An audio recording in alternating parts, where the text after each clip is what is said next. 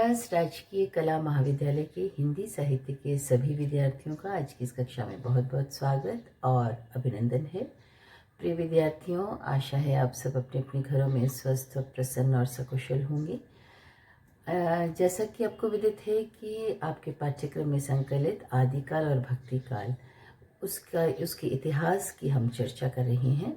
और आदिकाल के विषय में जो चर्चा हमने अब तक की कक्षाओं में की थी वो आपको बखूबी याद होगी।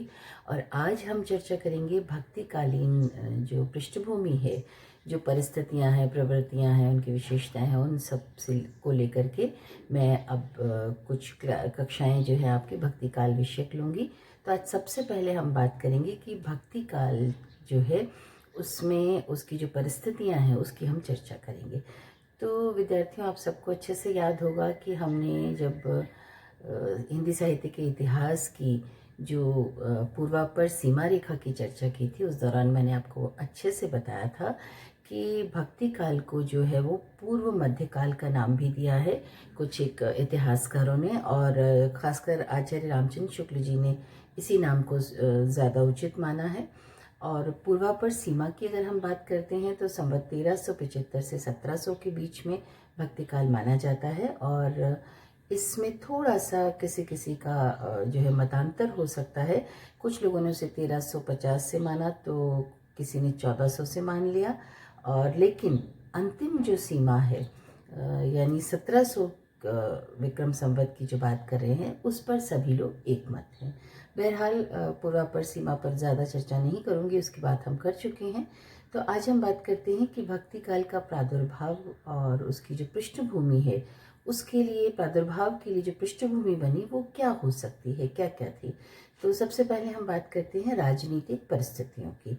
तो जैसा कि रामचंद्र शुक्ल जी ने भी लिखा है कि उस समय का जो काल था वो राजनीतिक दृष्टि से एक पतन का काल कह सकते हैं, क्योंकि उस दौरान जो भारतीय मनीषा थी वो बहुत निराशा और अवसाद के चरम क्षणों में थी।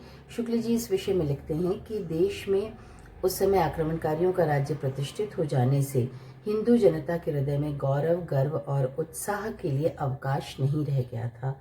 और उनके सामने जब उनके मंदिर तोड़े जाते थे, देव मूर्तियाँ गिराई जाती थी और पूज्य पुरुषों का अपमान होता था, तो वो कुछ नहीं कर पाते थे। और वो जो विवशता थी वो उनके भीतर इस तरह की अवस्था जो है वो स्थापित करती चली जा रही थी, और वो बहुत गहरे तक जो है वो उनके भीतर बढ़ती चली जा रही थी।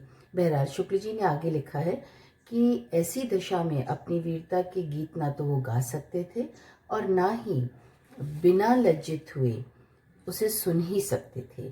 आगे चलकर जब वो जो आक्रमणकारियों का साम्राज्य है वो दूर तक स्थापित हो गया, तब परस्पर लड़ने वाले स्वतंत्र राज्य नहीं रह गए, और इतने भारी राजनीतिक उलटफेर के पीछे जो हिंदू जन समुदाय था उन पर बहुत दिनों तक उदासी छाई रही।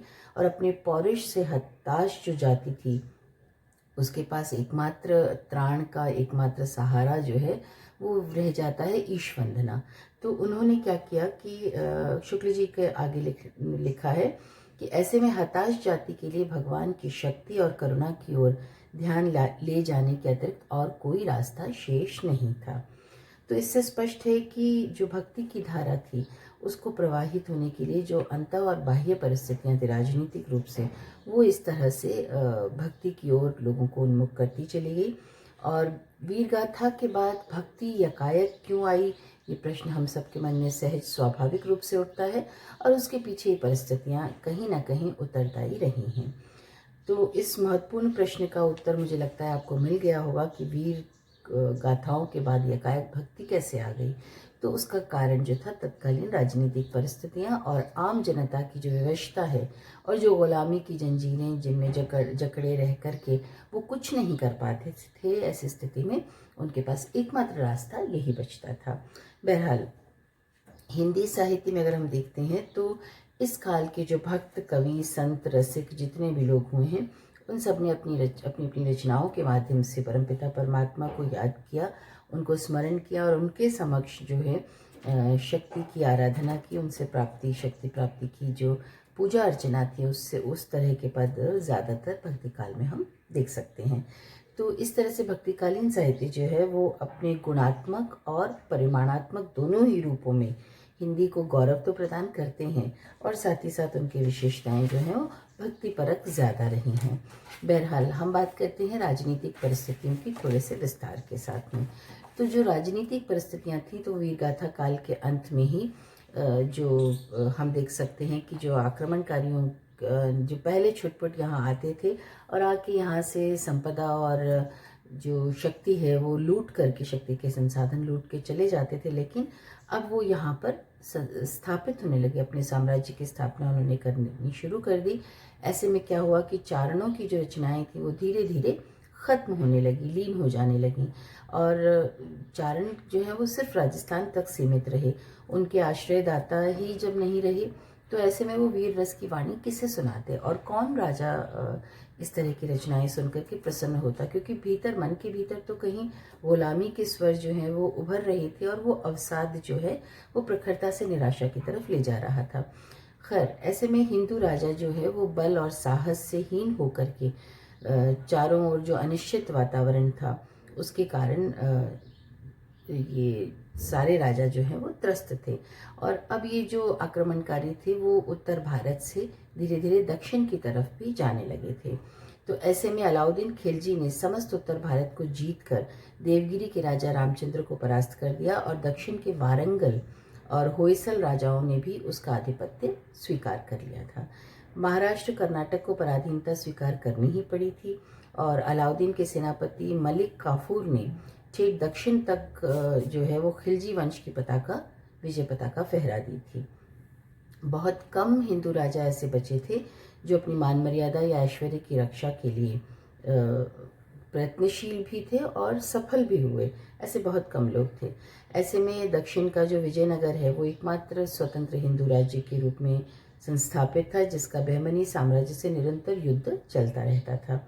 सिंध पर हिंदुओं का अधिकार तो था, लेकिन वहाँ के राजपूत शासक जो है वो मन ही मन हमेशा आतंकित रहते थे। तो और 15वीं शताब्दी में हम देखते हैं कि छोटे छोटे प्रांतों में शासक उभर करके आ गए। छोटे छोटे राज्य अपनी स्वतंत्र सत्ता को बनाए रखने के लिए युद्ध भी करने लगे और उसी के लिए वो प्रयत्नशील भी रहने लगे।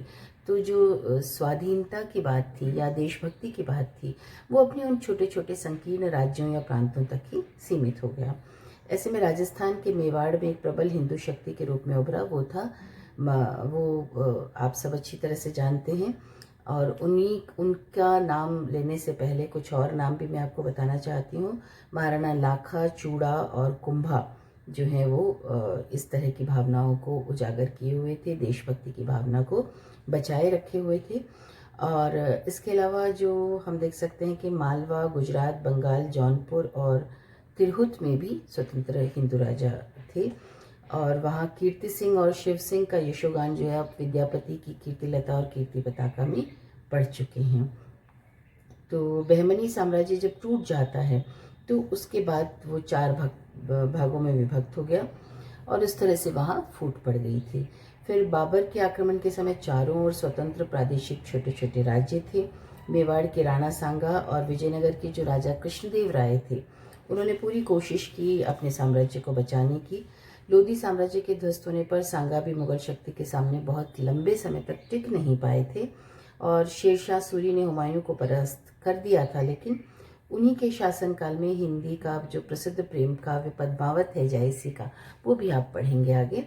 तो मुगल साम्राज्य के सूत्र जब अकबर ने संभाले तब छोटे छोटे प्रादेशिक राज्यों को उन्होंने मुगल साम्राज्य में विलीन करने के लिए, उसके अपने साम्राज्य का अंग बनाने के लिए छोटे छोटे राजाओं को अपनी शक्ति के आगे विवश कर दिया था। तो ऐसे में जो मेवाड़ में महाराणा प्रताप ने अपनी मान मर्यादा की रक्षा के लिए सर्वस्व निछावर कर दिया था। बहुत सारी कविताएं, बहुत सारी रचनाएं आप इस आशय की देखते हैं। वो अंत तक भी उनके सामने नहीं झुके थे और शाहजहां के शासनकाल में बुंदेलखंड में चंपत राय और महाराष्ट्र में शिवाजी ने मुगलों के खिलाफ लोहा लिया और कोशिश की उन्होंने कि छोटे राज्य होते हुए भी विदेशी आक्रमणकारियों और शासकों का उन्होंने डटकर विरोध किया। लेकिन धीरे धीरे मुस्लिम साम्राज्य जो है वो विस्तार पाता चला जा रहा था। देशी शासकों की निरंतर पराजय से साहित्य में और आम जनता में निराशा के भाव बढ़ते चले गए और इसीलिए जो कुछ कट्टर मुस्लिम शासक थे उनके द्वारा जो अत्याचार किए गए, उसके कारण भी लोगों ने अपने आप को बचाने के लिए धर्म परिवर्तन भी किए। और चूंकि हिंदुओं पर जजिया कर भी लगाया गया था, मुसलमानों में भी हालांकि दो तरह के वर्ग थे, शिया और सुन्नी, उनमें भी आपस में कुछ कुछ गतिरोध विरोध चलता रहता था, प्रतिरोध। और शासक वर्ग जो है वो राज्य प्राप्त करने की इच्छा से आपस में षड्यंत्र, हत्या, विद्रोह और इस तरह की अराजकता का वातावरण चारों तरफ फैला हुआ था। आप उदाहरण में देख सकते हैं कि औरंगज़ेब ने स्वयं ही अपने परिवार में ही इस तरह का नरसंहार मचा दिया था। अब हम बात करें तो अच्छे जो शासक थे उनमें अकबर, जहांगीर और शाहजहां का शासनकाल जो था वो अपेक्षाकृत बहुत शांत वातावरण था राजनीतिक रूप से भी। और वहाँ उनके द्वारा जो हिंदुओं की सभ्यता और संस्कृति के प्रति जो उनकी उदारता थी और स्नेहिल वातावरण था, उसकी वजह से कई भाषाओं का साहित्य, जैसे संस्कृत का साहित्य है, देशी भाषा है, इसके अलावा गीत, संगीत, लोकगीत और भारतीय कलाएं भी हैं, वो प्रोत्साहन पा करके फलने फूलनी शुरू हो गई थी।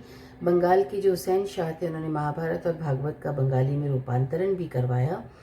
इसी तरह एक और विशेष बात थी कि उस समय जिन मंदिरों को जैसे सिकंदर ने तोड़वाया तो उन्हीं के बेटे ने उसका जीर्णोद्धार भी करवा दिया। तो इस तरह की चीज़ें धीरे धीरे उनके मन के भीतर एक कहना चाहिए कि सांत्वना के स्वर जो हैं आम जनता के भीतर भरने शुरू हो गए थे। और इसीलिए भारतीय कलाओं का, साहित्य का विकास शुरू हो गया था। तो कुल मिलाकर के हम जब भक्तिकालीन राजनीतिक परिस्थितियां और उसकी पृष्ठभूमि देखते हैं तो हमें स्पष्ट हो जाता है कि ये जो राजनीतिक परिस्थितियों के प्रभाव के वश ही